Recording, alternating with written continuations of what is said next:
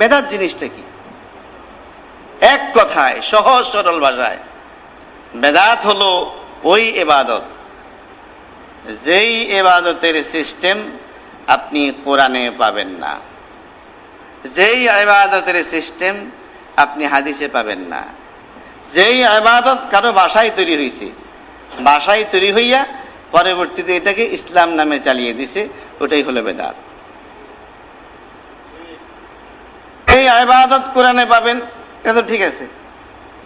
যেই ইবাদত হাদিসে পাবেন, সেটাও ঠিক আছে। যেই ইবাদত আপনি কোরআনে পাবেন না, যেই ইবাদত আপনি হাদিসে পাবেন না, তাহলে এটা আসছে কোত্থেকে? এটা কারো বাসায় তৈরি হয়েছে, বাসায় তৈরি হইয়া এটা ইসলামের নামে পরবর্তীতে চালিয়ে দেয়া হয়েছে। এটাকে আপনি আগাছা বলতে পারেন। আপনি ধান খেতে গিয়ে ধান লাগাই আসলেন, যেদিন ধান লাগালেন সেই দিন 10 জন মুনি, 10 জন কর্মচারী আপনি নিয়োগ করেছেন।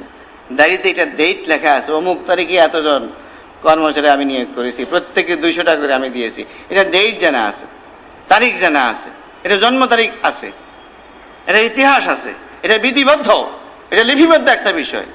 কিন্তু আপনি বাড়িতে আসার পর 5-6 দিন পরে যদি খেতে যান, দেখবেন যে চারার পাশাপাশি আরো কিছু কিছু জিনিস উঠে পড়ছে। কি ঠিক কিনা? সেগুলো কি আপনি লাগাইছেন? কোনটা কোন দিন হচ্ছে আপনি বলতে পারবেন না। এটা হলো আগাছা, ফসলের পাশাপাশি এটা উঠে পড়ছে, এটা আগাছা। এই আগাছার ডেট জানা থাকে না, তারিখ জানা থাকে না, এটা কবে হয়েছে কেউ বলতে পারবে না।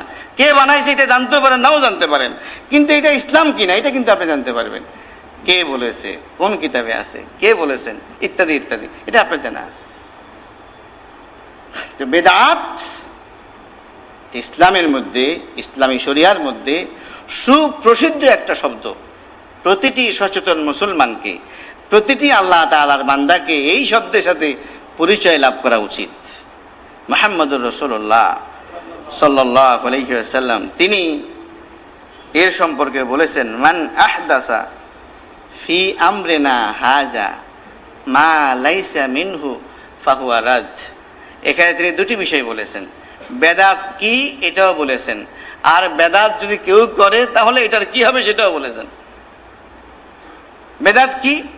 মান আহদাসা ফি আমরিনা হাজা, আমি আল্লাহ তাআলার নির্দেশে যেই ইসলাম নিয়ে দুনিয়াতে এসেছি, আমি যেটাকে ইসলাম হিসেবে ডিক্লেয়ার করেছি, পরবর্তীতে যে বা যারা এই ইসলামের ভিতরে নতুন কিছুকে প্রবেশ করাইয়া দাবি করবে এটাও ইসলাম।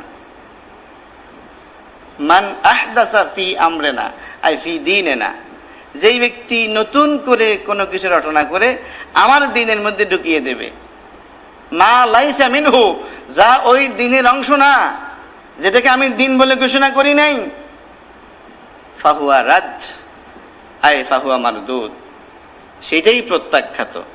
তাহলে এখানে দুটি বিষয় তিনি বলেছেন, একটা হলো বেদাত কি, আরেকটা হলো বেদাত যদি করে তাহলে এটার অবস্থা কি। বেদাত হলো ওই জিনিস নতুন আবিষ্কৃত ইবাদত। খেয়াল রাখবেন, আবার অনেকে ভুল করে এই জায়গায় যে হুজুর ফ্যান, এটা তো আল্লাহ রাসূল সাল্লাল্লাহু আলাইহি ওয়াসাল্লামের যুগে ছিল না, এখন তো ফ্যান হইল, এটা কি বেদাত না? অনেকে বলবো হুজুর রাসূল সাল্লাল্লাহু আলাইহি ওয়াসাল্লামের যুগে তো মোবাইল ছিল না, এখন মোবাইল আসছে, এটা কি বেদাত হবে না? আরে হুজুর আল্লাহ রাসূল সাল্লাল্লাহু আলাইহি ওয়াসাল্লাম কবে মাইক দিয়ে কথা কইল, আপনি যে মাইক দিয়ে কথা কন, এটা কি বেদাত হবে না? দেখুন, না বুঝার কারণে ব্যস্ত লাগে। আপনি আল্লাহ রাসূল সাল্লাল্লাহু আলাইহি ওয়াসাল্লাম থেকে বেদাতের সংজ্ঞালন, তিনি তো এই কথা বলেন নাই নতুন আবিষ্কৃত প্রতিটি জিনিস বেদাত, এটা উনি বলেন নাই। উনি বলেন নতুন আবিষ্কৃত দ্বীনের ভিতরে ঢুকাই দিয়া দ্বীন বলে দাবি করছে, ওইটা নতুন আবিষ্কৃত বিষয় দ্বীনের ভিতরে। আমরা কি কেউ বলছি মাইক দিয়ে নামাজ পড়লে সওয়াব বেশি হবে, মাইক দিয়ে না পড়লে সওয়াব কম হবে? বলছি আমরা এরকম? অথবা মাইক ব্যবহার না করলে এরকম নামাজ হবে না, এরকম কোনো কথা আমরা বলছি? অথবা মাইক ব্যবহার না করলে কোনো ইমামতি চলে যায়, এরকম কোনো ঘটনা আছে? নাই। এটাকে তো আমরা দ্বীন মনে করি না, এটাকে আমরা দ্বীনের অংশ মনে করি না, এটা সম্পূর্ণ দুনিয়া।